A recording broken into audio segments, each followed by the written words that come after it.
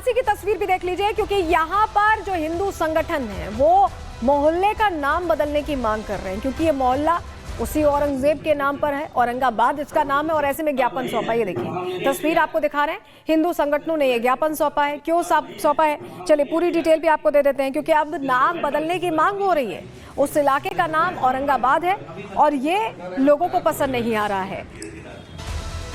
काशी में ऐसा हुआ है और ऐसे में वाराणसी में औरंगाबाद मोहल्ले का नाम बदलने की मांग की है हिंदू संगठनों ने। नगर आयुक्त और मेयर को इसके लिए प्रार्थना पत्र उनकी तरफ से सौंपा जा चुका है। हमने आपको तस्वीर भी दिखाई। मोहल्ले का नाम शिवा नगर करने की मांग है। ये कहना है कि 1300 साल पहले मोहल्ले का नाम शिवा नगर ही था। हिंदू संगठन ये कह रहे हैं औरंगजेब ने जब काशी पर हमला किया तो इसका नाम औरंगाबाद रख दिया और अब वापस शिवा नगर करने की मांग ये कह रहे हैं। और हिंदू संगठन इसको लेकर किस तरह से अपनी बात रख रहे हैं, सुनिए जरा। मोहल्ले का नाम औरंगाबाद है और गुलामी के ये चिन्ह जो हमारे ऊपर लगे हुए हैं, उन चिन्हों को हटाने के उद्देश्य से विश्व वैदिक सनातन न्यास की पूरी टीम आज नगर निगम पे आकर के नगर आयुक्त से भी मिली है। उसके बाद अपने मेयर साहब को एक पत्रक दिया गया कि औरंगाबाद का नाम बदल करके या तो शिवाजी नगर रखा जाए या लक्ष्मी नगर रखा जाए, लेकिन सनातनी नाम होना चाहिए। गुलामी का कोई भी प्रतीक चिन्ह हम स्वतंत्र भारत में नहीं चाहते हैं। तो गुलामी का कोई चिन्ह स्वतंत्र भारत में नहीं चाहते, ये हिंदू संगठन कह रहे हैं। संत समाज नाम बदलने को लेकर क्या सोचता है, उनको भी सुन लीजिए। ये मांग बिल्कुल सही है। हम जिस भारत के अंदर रहते हैं उसका सनातन वैभव इतना अपार था कि इस भारत को विश्व गुरु कहा जाता था, लेकिन अचानक इन आक्रांताओं ने इस भारत की सनातन वैभव को समाप्त किया। औरंगजेब जैसे इस आक्रांता ने हमारी माताओं बहनों के साथ जो कृत्य किए, दूध मुँह बच्चों की हत्याएं कर दी गई, क्या आज भी इनके नाम पर ऐसी गौरव गाथाएं गाई जाएंगी इस भारत के अंदर? बाबा विश्वनाथ की नगरी बनारस के अंदर जो औरंगाबाद मोहल्ला है, इसका नाम बदलने के लिए जो वहाँ के हिंदुओं ने मांग की है वो बहुत जायज है। और मैं समझता हूँ देश के अंदर जितने भी इस प्रकार के नाम हैं वो सब चेंज होने चाहिए, बदलने चाहिए, क्योंकि वो मुगल काल में बदले गए थे, उनके पौराणिक नाम आने चाहिए। और साथ ही साथ आज औरंगजेब या औरंगजेब से जुड़ा हुआ जितना भी इतिहास है या चिन्ह है वो आज भारत से नष्ट होने चाहिए। अब क्योंकि औरंगाबाद का नाम औरंगजेब पर है, उसे हटाने की मांग हो रही, तो इस पर राजनीति होना भी तय है। चंद्रशेखर आजाद इसको लेकर क्या कह रहे हैं, उनको भी सुन लीजिए। मैं एक बात स्पष्ट कर दूं कि नाम बदलने से हालात नहीं बदलते। नाम तो कई जो है सिटियों के बदले गए हैं, लेकिन क्या नाम बदलने से, जैसे औरंगाबाद का नाम ही बदल के संभाजी नगर रख दिया गया है, तो क्या उससे हालात बदल गए? वहाँ के लोगों को रोटी कपड़ा मकान रोजगार महंगाई से निजात मिल गई है? तो ऐसा तो कुछ भी नहीं हुआ। मैं फिर कहूंगा कि ये फिजूल की मांगे जोड़ के जो है प्रदेश का माहौल खराब करने का प्रयास किया जा रहा है। ऐसी किसी भी चाल को हम लोग कामयाब नहीं होने देंगे। अब मांग उठ रही है मेले बंद करने की, नाम बदलने की, इस पर क्या एक्शन होता है हमारी नजर रहेगी। आगे बढ़ रहे हैं, अगली खबर का रुख कर रहे हैं और बात करने जा रहे हैं नागपुर की, क्योंकि नागपुर में जो हिंसा 17 मार्च को हुई उसको लेकर जैसे जैसे जांच आगे बढ़ रही है, रोज नए खुलासे हो रहे हैं। और ऐसे में जानकारी सबसे पहले आपके सामने रखेंगे, क्योंकि नागपुर में आपको बताएं कि जिस तरह से नागपुर को हिंसा की आग में झोंका गया, उस पर एक एक तस्वीर देख रहे हैं आप। ये वो लोग हैं जिन्होंने हिंसा की और पूरे नागपुर को जलाकर रख दिया, लेकिन अब इनका हिसाब तय है। एक एक शख्स के चेहरे से नकाब उतारने की तैयारी है। कैसे, चलिए बताते हैं आपको।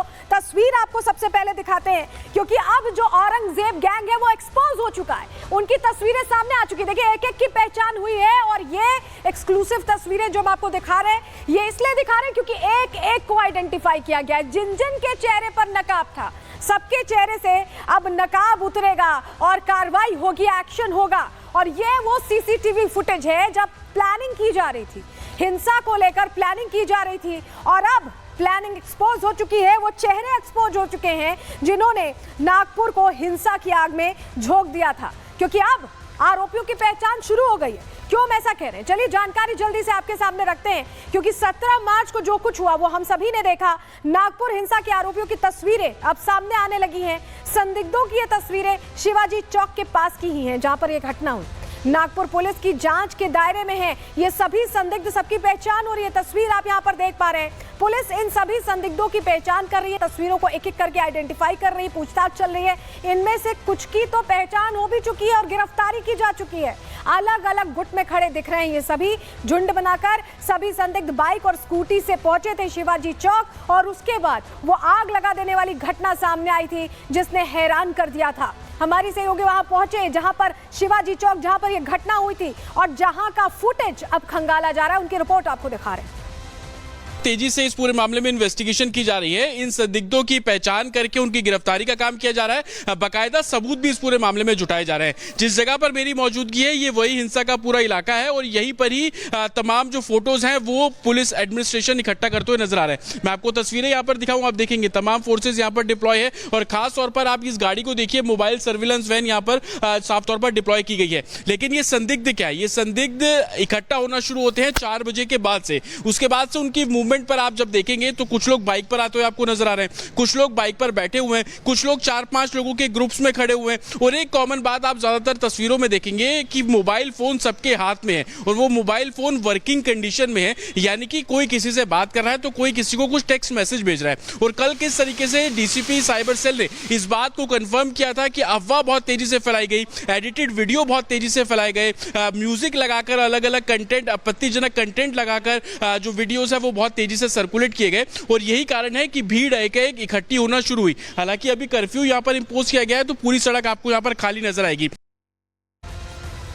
तो अभी भी यहाँ हालात पर निगरानी रखी जा रही। जुमे का दिन था, ऐसे में और निगरानी रखी गई है। लेकिन जो गिरफ्तार आरोपी, उनका मेडिकल कराया गया। तस्वीर आपको दिखाते हैं, देखिए गिरफ्तार आरोपियों का मेडिकल टेस्ट कराया गया है और उसके बाद इनसे पूछताछ लगातार क्योंकि चल रही है और एक एक चेहरे की पहचान यहाँ की जा रही है क्योंकि इनके तार और लोगों से जुड़े हुए हैं। लेकिन आपको बताते हैं कि किस तरह से जितना नुकसान हुआ उतना ही तेजी से अब एक्शन हुआ है। कितना नुकसान हुआ है पहले वो आपको बताएंगे और किस तरह से एक्शन हुआ है, दोनों जानकारियां देते हैं आपको। सबसे पहले बात, कितना नुकसान हुआ इस हिंसा से, कितना ज्यादा नुकसान हुआ है समझिए। 61 गाड़ियों का नुकसान हुआ, उन्हें आग के हवाले कर दिया गया। 36 कार्स जला दी गई, बाइक्स 22 जलाई गई हैं, क्रेन एक पूरी तरह से जला कर खाक कर दिया गया, 2 जेसीबी को आग के हवाले किया गया। अब एक्शन क्या हुआ ये भी जान लीजिए। 99 लोग अब तक गिरफ्तार किए जा चुके हैं। आंसू गैस के गोले 378 बार छोड़ने पड़े क्योंकि ये काबू में नहीं आ रहे थे। 230 अकाउंट्स की पहचान हुई है। इसके अलावा 1000 संदिग्ध हैं जिन्हें ट्रैक डाउन किया जा रहा है, जिन तक पहुंचा जा रहा है। नामजद 51 हैं। गिरफ्तारियां लगातार इस मामले में हो रही हैं। सीसीटीवी फुटेज के जरिए आइडेंटिफाई किया जा रहा है। कमिश्नर इसको लेकर कार्रवाई और एक्शन को लेकर क्या कह रहे हैं, सुनिए। अभी स्थिति पीसफुल है। जिस दिन इंसिडेंट हुआ था उसके बाद से कोई घटना नहीं हुई है और सभी जो सिचुएशन है अंडर कंट्रोल है। जो भी चीज़ें हो रही हैं लीगली कर रहे हैं, सब चीज़ों के रिकॉर्ड हैं और एलिगेशंस तो कोई भी करने का उसको भी अधिकार है। बट हम जो कार्रवाई कर रहे हैं, मेरा ऐसा मानना है कि हम बिल्कुल निष्पक्ष कार्रवाई कर रहे हैं और जो भी एविडेंस सामने आ रहे उसके आधार पे कर रहे हैं हम लोग। कितनी अरेस्टिंग सर अभी तक आप लोग कर चुके हैं? अभी तक 99 लोगों के हमने कार्रवाई किया है। फहीम खान क्या सर मास्टरमाइंड है? कुछ एविडेंस आप? ये कोई क्वेश्चन नहीं, मैं इसका कोई जवाब दे सकता क्योंकि ये सब चीज़ें अपना एविडेंस बेस्ड होती हैं। इसके लिए ये रहता है तो ये सब इन्वेस्टिगेशन में आएंगी।